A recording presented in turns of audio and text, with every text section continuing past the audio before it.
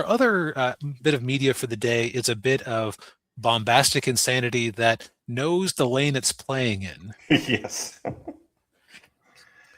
The original Charlie's Angels. Yes. I should say the original Charlie's Angels movie. The original was Yeah. a 70s TV show.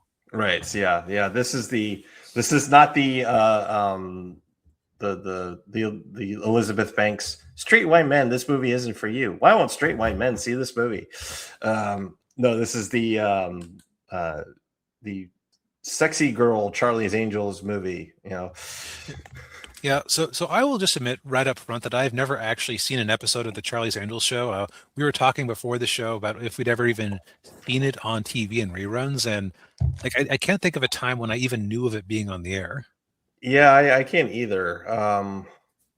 It may have been on Nick at Night at one point, but I don't remember seeing it there either.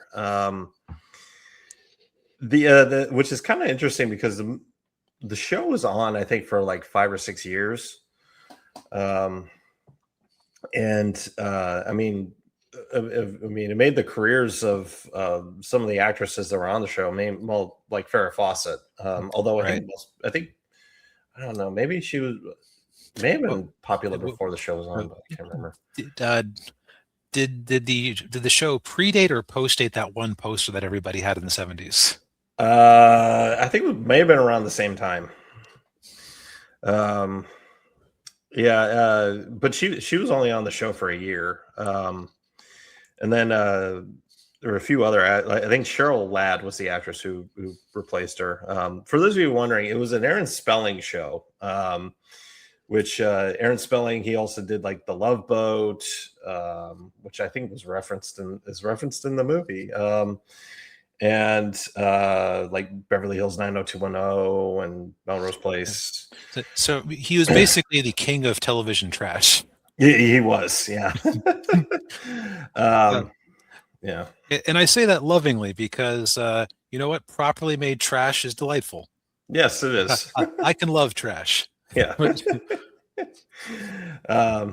But this movie was kind of a like a basically a reboot of Charlie's Angels. I actually looked it up. So apparently Drew Barrymore had the rights to the movie, and that's how we got this, because she was one of the producers on it. Oh, okay. Yeah, and she's 1/3 of the team, along with Cameron Diaz and Lucy Liu. Of course, Cameron Diaz, I mean, everybody at that point, everybody knew her from, like The Mask, and what else was she in around that time? I can't remember.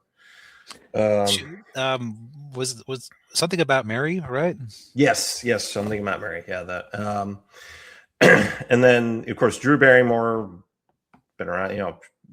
Her family's been around for a long time. She was the little girl in E.T. and. She was in Scream, lots of stuff. And then Lucy Liu, what's the TV show she was on? Was it contemporary at the time, or are we talking more recently? No, at this time. I will admit that I am kind of ignorant of her larger history. Yeah, well, she was on a TV show, and I can't remember what it was. Well, recently she was on that Sherlock Holmes show, the American version, right. And she had a big part in Kill Bill, right? Which came out a few years after this movie. Yeah, and she was also in Shanghai Noon with Jackie Chan and Owen Wilson. Oh, that's right. She was on a TV show at the same time as I'm trying to. Go ahead and look it up. Okay. It occurs to me that sorry, sorry guys, it's fun to exchange like trivia and everything. So it's we've been talking around the show. But Ally McBeal. Oh, that's right. I never watched Ally McBeal. I didn't either, but I remember seeing her in a lot of all the promos. But anyway, yes, on Fox or whatever. Yeah. But anyways, yes, to get to the plot of the movie, such as it is. The movie is like the A-Team in that it is part of that generation of remake movies that from before Hollywood began to firmly hate what it was remaking. Yeah. Basic premise of it is that you have these angels who are three three vivacious young ladies who have a variety of combat and soft skills, who take orders from this mysterious benefactor named Charlie and a on-screen agent of his named Bosley, in this case played by Bill Murray, Yeah. who go on various missions. And unlike the A-Team, I think it's just like, it's almost like Professor X now that I think about it, where it's not that they're out there saving the world for a paycheck. They just have he's just a super rich benefactor who wants to do good. Right. Yeah. Yeah, and so the opening scene of the movie is pretty interesting, where they're stopping a bomb on a plane. Keep in mind, this is pre 9/11 when this movie came out. So, yeah. And it was the most like fever dream scene, because you have one of them is in a rubber suit, disguised as an African warlord or some sort, who has a handful of diamonds that he's going to pay for this bomb service with. Yeah. And then the guy has the bomb on his chest, which is already ticking down, despite the fact that the guy who's the African warlord is in theory there to pay him for his services. Yeah.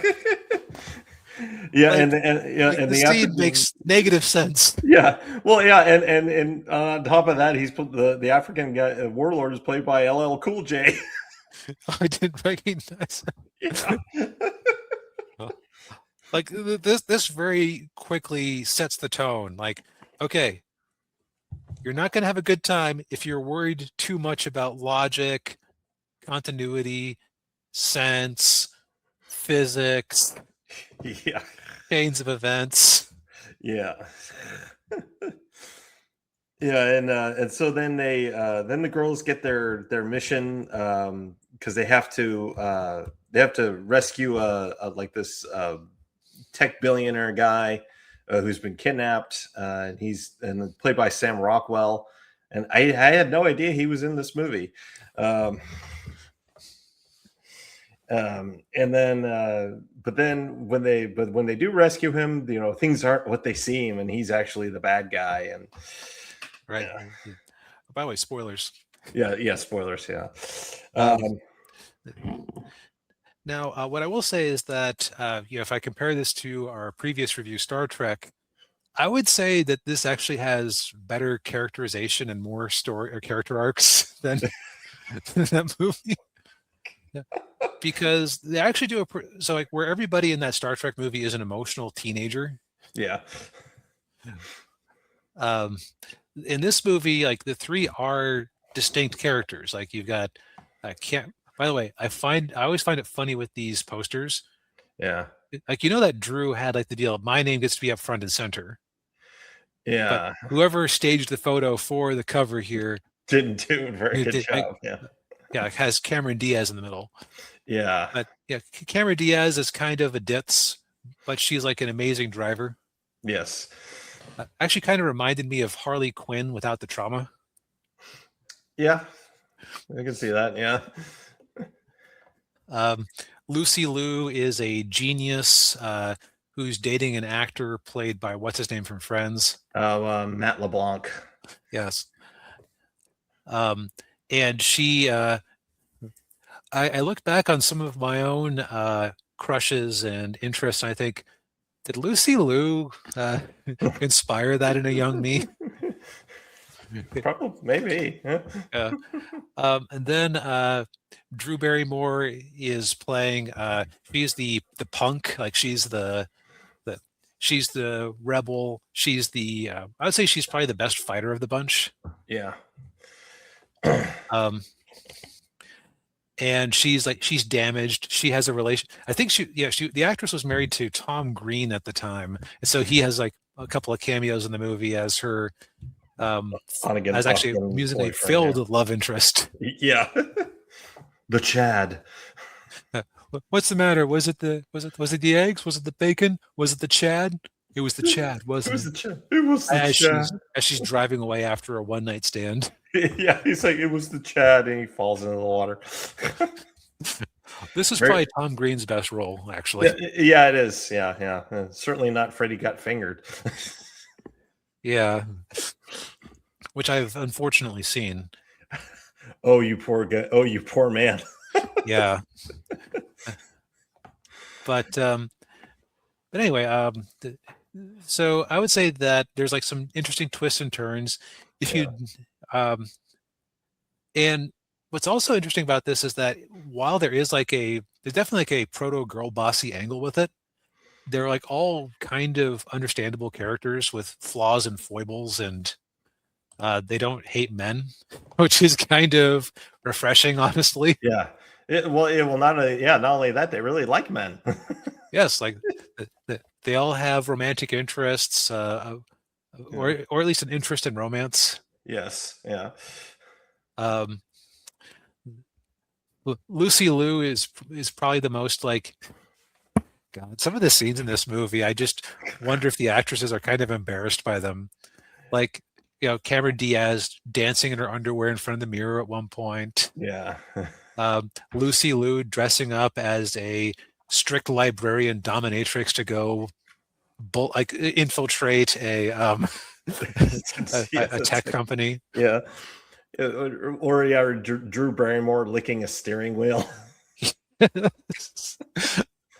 Like, ooh, okay.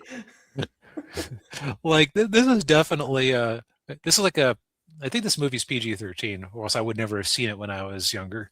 Yeah, it is. Yeah. But it is definitely like it is a PG-13 that is not afraid of the male gaze. In fact, this is Male Gaze the movie, which, from my understanding, the original Charlie's Angels was the birth of Jiggle Television.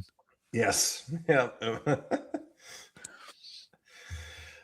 Yes. Yeah. We were talking before the show that yeah, they couldn't make this movie today. No, I mean, you have a scene where Drew Barrymore has some sort of like looks like she's dipped herself in shoe polish to look like a Persian belly dancer to infiltrate in one scene. Yes. Yeah. They had that one the one scene where they show up to the one guy's house and they're doing they're dressed up like Swedish maids. Yeah, yeah. to get a scan of his eyes. By the way, like everything in this movie is like if it's extremely stupid. It doesn't make a lot of sense. It does kind of fit. It's very like the tone is consistent. Like Yeah. they have things that are mildly serious, but it's never like super serial fate of the or you get what I'm saying. It's like Right. it's never like dour. Right. Yeah. Yeah. Like you said at the beginning of the review, it stays in its lane. Yeah. It has that cartoonish, vibe to it throughout the whole movie. And, you're not supposed to, you're not supposed to take it too seriously. Yep. It understood the assignment. Yeah. The other thing too, there a couple of one other actor we forgot to mention in the movie is Tim Curry. Oh yes, he has a relatively minor role in it, but it's very memorable. Yeah. Well, let's just say if you've seen another one of his movies, Clue, his role in the movie is a red herring. Yes. But yeah, like this is probably the most politically incorrect movie we've reviewed this year. Now that I think about it, it is. Yeah. You have Lucy Liu pretending to be an Asian masseur at this place, and it's like I forget if the name of the place had a Japanese name, and it actually now that occurs to me, Tim Curry's character is like an enormous weeb. Oh, he is. Yeah. Because like everything he's doing is like Japanese themed. Yeah. But it's like I can't recall if it's like the place he was at, the massage parlor had a Chinese name, and he was calling Lucy Liu by a Japanese name, or vice versa. I just know it was like, to quote myself in the previous review, like it's like whoever wrote the script like would legitimately ask, "Are you Chinese or Japanese?" Yeah. And And bless their hearts, they don't know the difference, really. Yeah. Yeah. But yeah, it's I will say in current day, this movie is very was a refreshing watch. Yes, just because it's so different and it reminds you that you don't have to be so damn serious all the time. Exactly. Yeah. And yeah, I mean it was a fairly entertaining movie. Uh, I can't remember why I didn't see it in the theater. I guess it just didn't. My 15-year-old brain just thought, that looks stupid. I don't want to Which, see that movie. I'm going to go see Mission Impossible 2.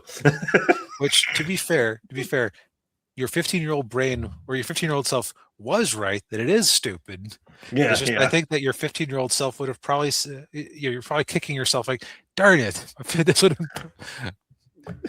this would have been a good movie to watch. Yeah. Oh well. Yep, you made up for it. It is currently on Netflix, although I think was this one of the ones that was leaving soon, or The Star Trek was the one that's leaving. Yeah. oh yeah. Notice we didn't necessarily recommend you go rush out and watch that. Yeah. This I'd say if you just want a dumb good time, go give it a go. Yes. Yeah. All right. Well, I think we've said all we need to say for tonight. Indeed.